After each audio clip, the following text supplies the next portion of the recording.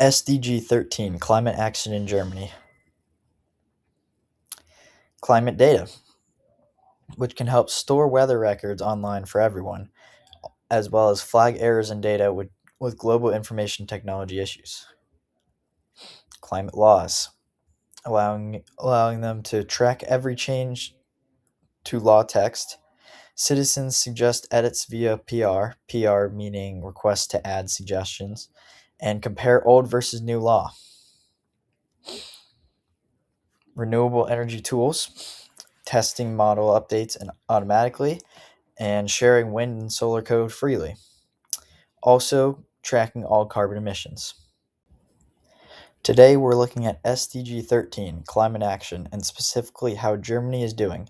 Four numbers sum it up quickly. Emissions are down 48% since 1990. Each person still produces 8 tons of CO2 a year.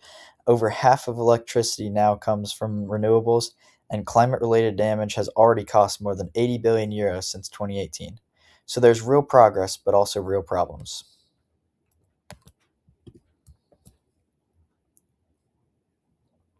This chart shows Germany's total greenhouse gas emissions since 1990.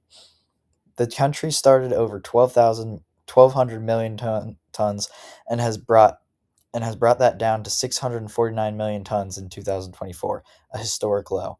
That's a 48% cut. But to hit the 2030 target, Germany needs to get down to around 440 million tons. That's still a big gap to close in just 6 years. Breaking it down by sector, we can see where the wins and losses are. Energy generation has been the big success, down 47% since 2005, mainly thanks to renewables. Waste management is also way down, but transport has barely moved, just 6.6% lower in nearly 20 years. Buildings are also struggling. These two sectors are the reason Germany missed its EU climate targets in 2024. When looking at emissions per person, Germany sits at 8.1 tons per year. That's 21% above the EU average and higher than France or the UK. It's also worth knowing that Germany is the sixth biggest historical emitter in the world and still the largest coal producer in Europe. Emissions per person have fallen by a third since 2005, which is good, but there's still a lot of work to do. Here's a real success story. In 2000, only 6% of Germany electricity came from renewables. By 2024, that's up 54%. The orange line shows the 80% target for 2030. It's ambitious but reachable if wind and solar keep expanding. The concern is that onshore wind is falling behind, and outside of electricity, progress is slowing. Over half of German homes are still heated with fossil gas, and only 4% use heat pumps. Climate change isn't just a future problem, it's costing Germany money right now. Since 2018, extreme weather has caused over 80 billion euros in damage. On average, that's 6.6 billion euros every year, where Germany falls short. So where transport is the biggest one, is the biggest problem. Barely any progress since 2005 and no clear plan to fix it. Buildings are also off track. Too many homes still run on gas and heat pumps.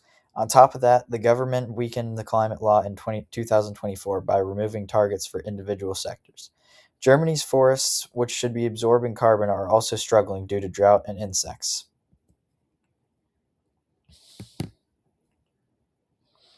To fix transport, Germany needs to move on several fronts at once.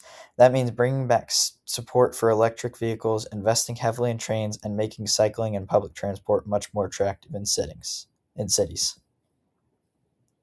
For buildings, the number one tool is the heat pump, but sales have stalled because of confusing policies. The government needs to make subsidies clear and stable. Older buildings need to be insulated properly with cheap loans to help owners afford it. District heating, shared heat networks for whole neighborhoods should be expanded. And there needs to be a firm, clear date for ending new gas boiler sales. Thank you.